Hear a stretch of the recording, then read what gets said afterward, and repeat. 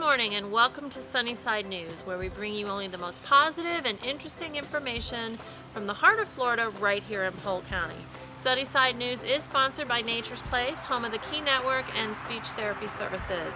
Today is Friday, November 18th, 2016. I would like to welcome everyone to today's program.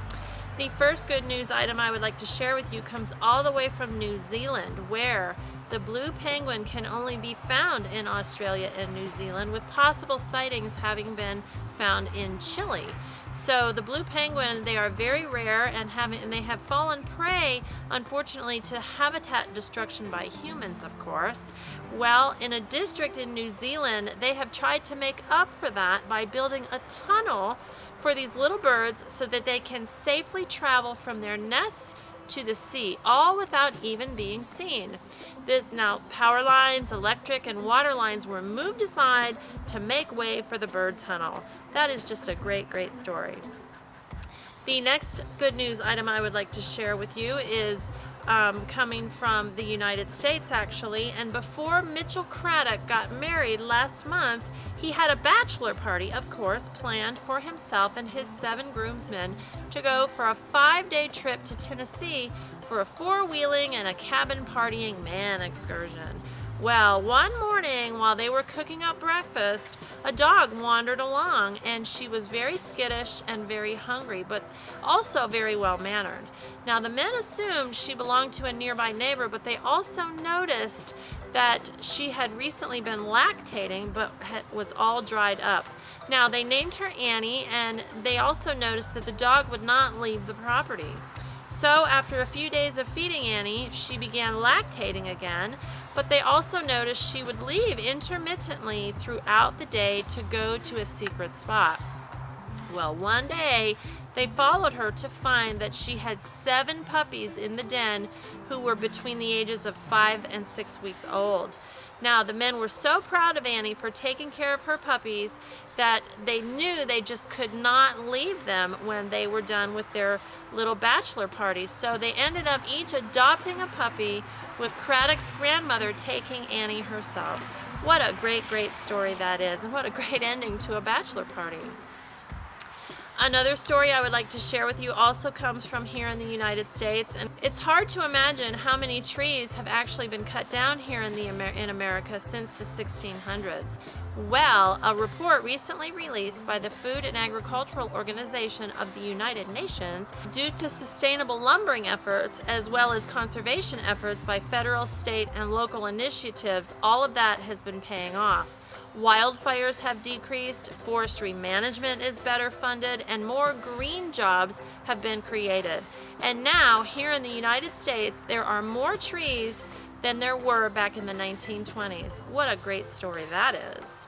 This next good news item comes to you from Oregon, where Silky is a 1-year-old hamster who lives at the Humane Society in Portland, Oregon. She is very playful and cuddly, except that she has no fur.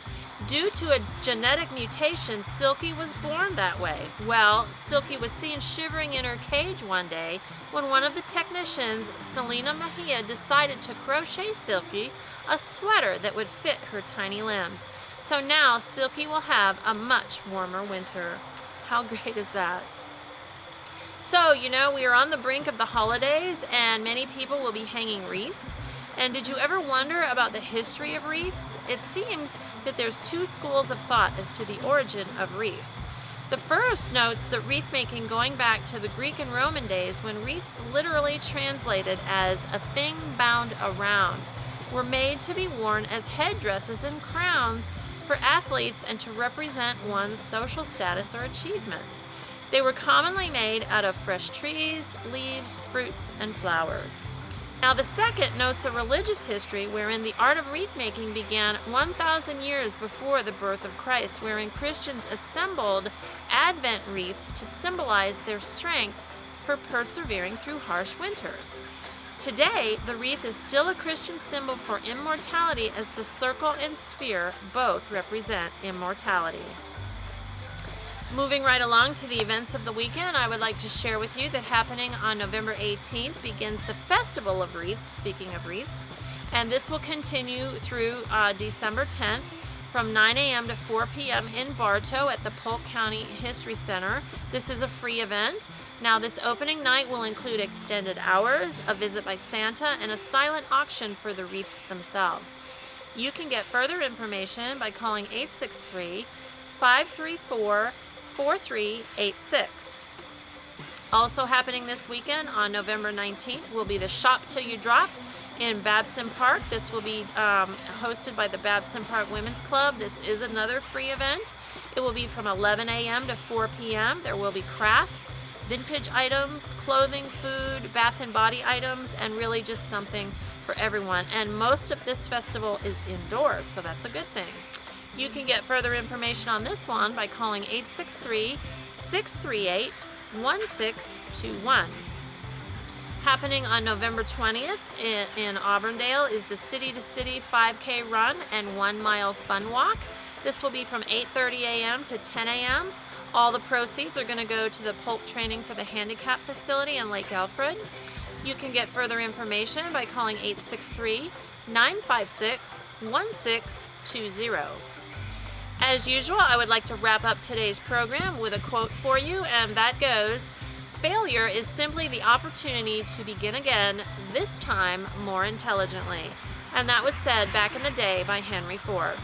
So that is our program for today. Thank you so much for joining me. Go out there, have a great weekend, enjoy the wonderful weather we're having here in the Ridge area this weekend, and make it a safe weekend. And as always, keep your sunny side up. Bye for now.